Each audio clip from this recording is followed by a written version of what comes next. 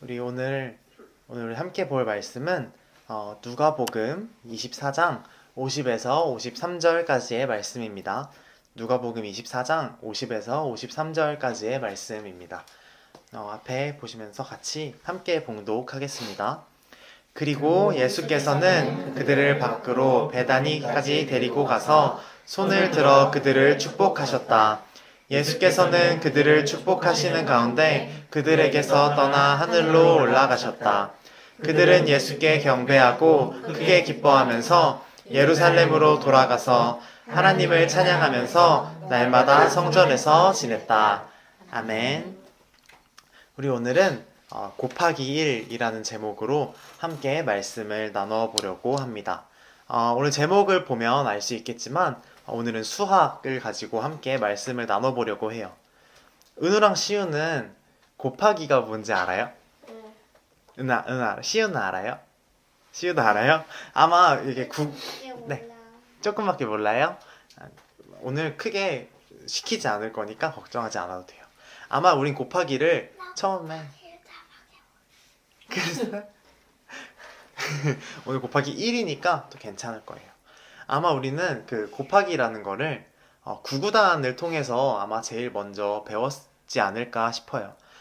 3 곱하기 2는 무슨 뜻일까요? 3 곱하기 2는 3이 2개 있다는 뜻이에요. 만약에 4 곱하기 3은 4가 3개 있다는 그런 뜻이죠.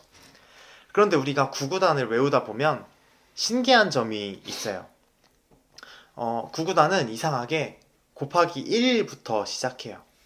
4 곱하기 1은 4가 1개 있다는 뜻이죠. 그래서 4 곱하기 1은 그냥 4예요. 전도사님은 이 구구단을 보면서 이 곱하기 1에 도대체 어떤 의미가 있을까 싶었어요. 결과가 아무것도 바뀌지 않으니까요.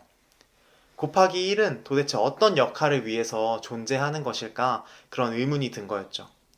이럴 거면 그냥 곱하기 2부터 시작하면 되지 않을까 하는 의문이 들었어요. 그럼 우리 오늘은 과연 곱하기 1이 어떤 의미를 가지고 있는지 우리 함께 말씀을 보면서 함께 배워보려고 해요. 오늘은 어떤 주일일까요? 맞아요. 지난 주일은 우리 종려주일이었고 오늘은 부활주일이에요.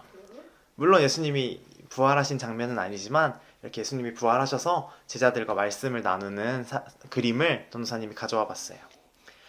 이렇게 오늘은 예수님께서 십자가에 달려서 죽으셨다가 다시 살아나심을 기념하는 그런 주일이에요.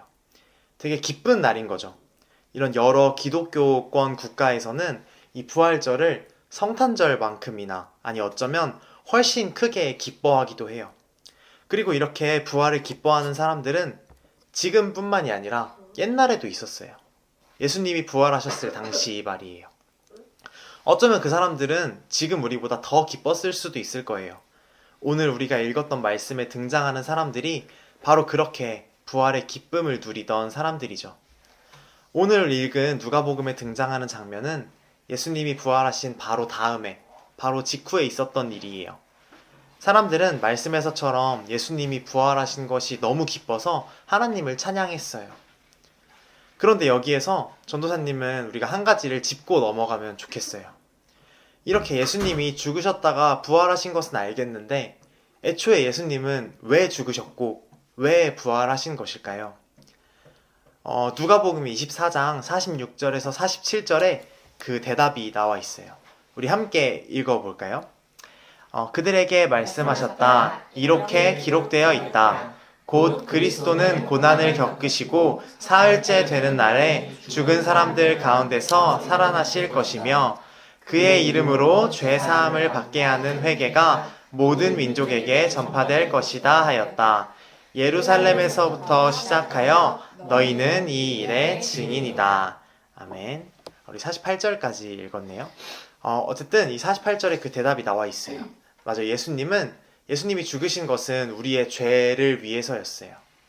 우리는 그 어떤 원죄라고 불리는 죄성, 그러니까 우리는 죄와 가까워지고 싶은 마음을 가지고 태어났기 때문에 죄를 지을 수밖에 없었던 것이죠. 그런데 이렇게 죄를 가지고 있으면 어떤 문제가 생길까요?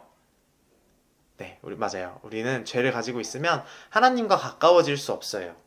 물론 하나님은 사랑의 하나님이시니까 우리가 죄를 짓고 또 죄와 함께 있어도 우리를 품어주기 위해서 노력하세요. 그런데 죄는 기본적으로 하나님의 그런 속성과 하나님의 성질과 반대되기 때문에 죄를 가지고 있는 인간은 하나님과 가까워지는데 한계를 가지고 있는 것이죠.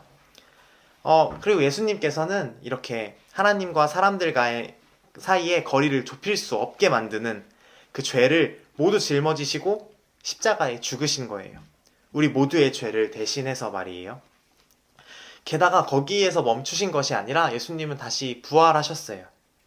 예수님께서 부활하심으로 우리는 죽음 너머에도 삶이 있음을 알게 되었어요. 인간의 힘으로 어찌할 수 없는 그 두 가지가 죄와 죽음의 문제일 거예요. 근데 예수님은 이 두 가지, 죄와 죽음의 문제를 해결하시기 위해서 십자가에 죽으신 것이죠. 그런데 지금 우리는 정말 죄와 죽음에서 자유한가요? 이제 우리는 어떠한 죄도 짓지 않고 죽음을 두려워하지 않게 되었나요? 적어도 전도사님은 아니에요. 아까 말했던 것처럼 우리가 오늘 읽었던 말씀에 등장하는 사람들은 예수님이 부활하셨으니 이제 세상이 바뀌고 우리의 삶이 바뀌겠구나 라는 거를 기대해서 기뻐했던 거예요. 그런데 그들이 그렇게 기뻐했던 뒤로 이제 거의 2000년이 흘렀어요. 예수님이 죄와 죽음을 가지고 이렇게 죽으시고 다시 부활하신 지 2000년이 지났는데 세상은 그때보다 아름다워지지 않은 것 같아요. 분명 예수님께서 죄를 이기셨다고 했는데 아직도 사람들은 자기중심적인 삶을 살고 또 주변의 사람들과 존재들을 잘 돌보면서 살지 않아요. 오히려 2000년 전보다 더 잔혹하고 끔찍한 어떤 전쟁이나 범죄들이 일어나기도 해요. 예수님이 이렇게 부활하셨는데도 말이에요. 전도사님은 이런 세상에서 누군가에게는 예수님의 부활이 우리가 아까 얘기했던 곱하기 1과 같이 느껴질 수도 있겠다 싶었어요. 마치 굉장히 비장하고 어떤 대단한 것처럼 여겨지지만 또 우리의 삶에 정말 큰 변화를 줄 것 같은 기대감을 가지게 했지만 이렇게 막상 시간이 흐르고 펼쳐보니 아무것도 바뀌지 않았네? 라고 생각하는 사람들이 있겠다 싶은 것이죠. 그런데 만약 정말 그렇다면, 만약 정말 부활이 세상과 우리의 삶에 어떠한 영향도 주지 못했다면 우리는 왜 부활을 기뻐해야 하는지 고민이 생기는 것이죠. 오늘 말씀에 등장하는 사람들은 무언가 바뀔 줄 알고 기뻐했겠지만 우리는 이미 결과를 보고 2000년이 흘렀으니 지금 우리는 무엇을 보고 기뻐해야 할까 싶은 것이죠. 다시 수학 이야기로 돌아와서 곱하기 1은 아무것도 아닌 것처럼 보이지만 사실 엄청 큰 두 가지 작용을 해요. 뭘까요? 곱하기 1이 붙음으로써 크게 바뀌는 두 가지가 있어요. 더 머리가 아파진다. 더 머리가 아파져요? 어떻게 보면 이게 머리가 아파지는 거랑 연결이 될 것 같아요. 전사님 말해줄게요. 하나는 곱하기 1이 붙음으로써 뒤에 등호가 생겨요. 우리가 이렇게 등호라고 부르죠, 이 기호를. 근데 이렇게 곱하기 1은 뒤에 등호를 가지고 와요. 등호는 어떤 역할을 하는 수학 기호일까요? 어떤 역할? 맞다? 맞아. 같다. 맞아요. 이렇게 등호는 앞에와 뒤가 같음을 이야기해주고 이렇게 공식의 방향을 잡아주고 이렇게 시우가 말했던 대로 결론을 내주는 그런 기호예요. 숫자는 혼자 있으면 어떤 목적도 갖지 못해요. 예를 들어 전도사님이 공책을 폈는데 아무것도 없는 공책에 숫자 4라는 숫자가 적혀 있다면 이게 뭘 의미하는 것인지, 어떤 물건의 숫자를 세는 것인지, 아니면 누군가의 생일이나 누군가의 전화번호를 적다가 그만둔 것인지 전도사님은 알 수 없어요. 그런데 이 뒤에 등호가 생긴다면 이 숫자에 정확한 목적성이 생기고 이 공식의 진행 방향이 잡히게 되는 것이죠. 이렇게 곱하기 1은 뒤에 등호라는 기호를 가져옴으로써 숫자의 목적과 방향을 잡아주는 역할을 해요. 전도사님이 아까 곱하기 1의 작용이 두 가지라고 했는데 하나는 뭘까요? 하나는 머리가 아파진다. 머리가 아파져요? 더욱더 머리가 아파진다. 사실 두 번째는 머리가 오히려 안 아파지는 거예요. 나 있어. 곱하기 1이 나옴으로써 우리는 그 앞에 있는 숫자가 어떤 숫자인지를 더 정확히 알 수 있어요. 어떤 숫자에 1이 곱해짐으로써 앞에 있는 숫자는 자신이 어떤 숫자인지를 정확히 알게 되는 것이죠. 예를 들어 볼게요. 만약에 어떤 숫자 뒤에 곱하기 1이 아니라 곱하기 437이라면 뒤에 나온 결론을 보고 우리는 앞에 있는 숫자가 어떤 숫자인지를 직관적으로 알기가 어려워요. 전사님이 문과라서 그런가요? 근데 아마 뭐 산업공학과 나오신 목사님도 마찬가지이실 거예요. 뒤에 많은 숫자가 곱해진다면 1이 아니라 다른 숫자가 곱해진다면 뒤에 나오는 숫자가 어떤 것인지 우리는 알기 어려워요. 어쨌든 이렇게 뒤에 나오는 숫자가 더 커지고 다른 숫자라면 앞에 나오는 숫자가 변형되고 한눈에 알기 어려운 모습이 되는 것이죠. 그런데 1을 곱하면 앞에 있는 숫자의 본질을 우리는 더 쉽게 알 수 있어요. 이렇게 곱하기 1은 되게 수학에서 무의미한 것 같지만 사실 이렇게 많은 기능을 하고 있었던 것이죠. 전도사님 생각에는 부활도 이와 마찬가지인 것 같아요. 누군가는 예수님이 부활하셨어도 아무런 일이 벌어지지 않았잖아. 또 부활 사건이 있고 나서 2000년이 지났는데도 결국 아직도 죄로 인해서 벌어지는 너무나도 아프고 나쁜 일들이 세상에는 많잖아 라고 할 수 있을 거예요. 그러나 수학에서 이렇게 곱하기 1이 중요한 것처럼 부활이 당장 세상이 막 뒤집어지고 모든 슬픔과 아픔이 우리에게서 사라지는 것이 아닐지라도 우리에게는 정말 중요한 것이죠. 왜일까요? 부활은 곱하기 1처럼 우리에게 삶의 방향과 목적을 알려주기 때문에 그래요. 부활이 있음으로 인해서 우리는 삶의 방향을 잡을 수 있고 목적을 찾을 수 있어요. 왜 부활이 우리의 삶의 목적을 줄까요? 부활이 예수님께서 참 하나님이시고 우리를 구원해 주시는 메시아임을 알려주기 때문에 그래요. 우리 로마서 1장 3절에서 4절을 함께 읽어볼게요. 그의 아들을 두고 하신 말씀입니다. 이 아들은 육신으로는 다윗의 후손으로 태어나셨으며 성령으로는 죽은 사람들 가운데서 부활하심으로 나타내신 권능으로 하나님의 아들로 확정되신 분이십니다. 그는 곧 우리 주 예수 그리스도십니다. 아멘. 이 말씀은 바울이 예수님을 설명하는 구절이에요. 바울은 예수님이 부활하심이라는 능력을 통해서 하나님의 아들임을 보여주셨다고 말해요. 그러니까 만약 부활이 없었다면 전도사님은 여기 있을 필요가 없고 우리 모두 이 성경대로 살아가야 할 이유가 없어지는 것이죠. 그런데 만약 그렇다고 해도 우리가 믿지 않는다고 해도 우리는 뭐 어찌어찌 우리 나름의 삶의 소망과 방향을 가지고 살 수는 있을 수도 있어요. 그런데 예수님을 믿음으로써 그 부활을 믿음으로써 얻는 소망은 조금 다른 소망이에요. 베드로전서 1장 3절을 전도사님이 읽어볼게요. 우리 주 예수 그리스도의 하나님 아버지께 찬양을 드립시다. 하나님께서는 그 크신 자비로 우리를 새로 태어나게 하셨습니다. 그리하여 그는 죽은 사람들 가운데서 예수 그리스도가 부활하심으로 말미암아 우리로 산 소망을 갖게 해주셨으며 아멘. 이렇게 나와 있어요. 그러니까 우리가 부활하신 예수님을 통해서 얻게 되는 소망은 살아있는 그런 산 소망인 거예요. 성경에서 말하는 산 소망은 죽음으로 인해 허무해지지 않고 더 넓게 다른 사람들과 존재들을 모두 생각하며 가질 수 있는 그런 소망인 것이죠. 이렇게 부활은 우리에게 더 정확하고 뚜렷한 방향과 목표, 또 소망을 가지게 해줘요. 또 곱하기 1이 그랬던 것처럼 부활은 우리 자신을 더 정확하게 보여주기도 해요. 부활이 없고 예수님이 참 하나님이 아니시라면 우리의 삶에는 정말 더 많은 것들이 붙을 수 있을 거예요. 더 붙는다는 게 무슨 말이냐면 곱하기 1이 아니라 다른 무언가, 우리가 알 수 없는 다른 숫자들이 붙을 수 있다는 것이죠.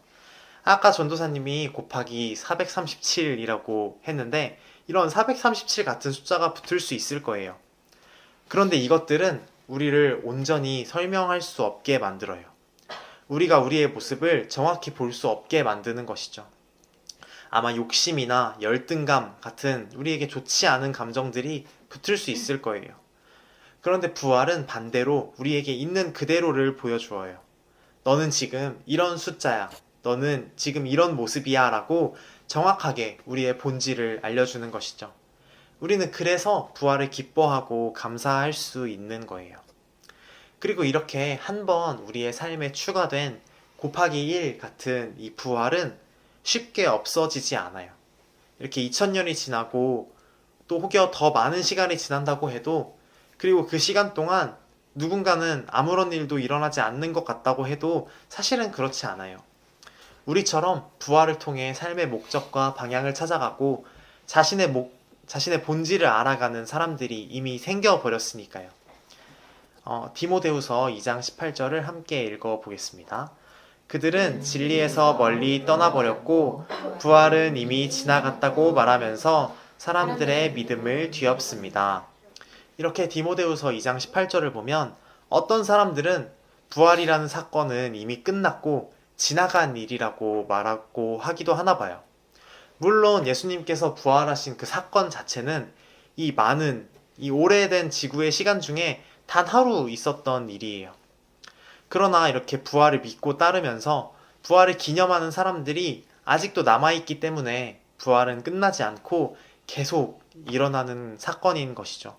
그리고 이렇게 우리 같은 사람들, 예수님의 부활을 믿고 삶의 방향과 목적을 잡고 또 예수님을 따르기로 결심하는 사람들이 많아진다면 분명 세상은 점점 더 좋아질 거예요. 물론 예수님의 부활 후에 2000년 동안 좋은 일만 일어나지 않은 것은 사실이지만 그만큼 선한 일들, 하나님께서 기뻐하시는 일들도 분명 많이 생겼으니까요. 말씀을 정리해 볼게요. 부활은 곱하기 1 같은 것이에요. 누군가는 이 곱하기 1 같은 부활을 보고 부활이 아무런 능력이 없는 일 같다고 말할 수 있어요. 그러나 그것은 사실이 아니죠. 부활은 우리에게 삶의 방향과 목표를 알려주고 우리의 정체성을 알려주니까 말이에요. 그리고 이 부활의 역할은 끝나지 않고 지금도 우리를 통해 전달되고 있어요. 그리고 이 전달된 부활은 예수님을 따르고 또 선한 일들을 할 수 있는 사람들을 더 많이 만들어요.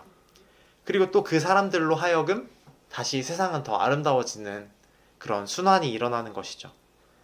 전도사님은 이게 되게 놀라운 일이라고 생각했어요. 이 부활 사건 하나가 이런 수많은 좋은 일들을 만들어내고 있으니까 말이에요. 우리 그러니까 이 부활을 믿고 온전히 기뻐해도 괜찮아요. 우리가 읽었던 누가복음의 그 사람들처럼 아직 이렇게 기뻐해도 괜찮은 것이죠. 지금 아직 오전밖에 지나지 않은 이렇게 2024년의 부활절이지만 우리 남은 시간도 이렇게 기쁨과 감사로 우리가 이 부활절을 살아내기를 진심으로 소망합니다.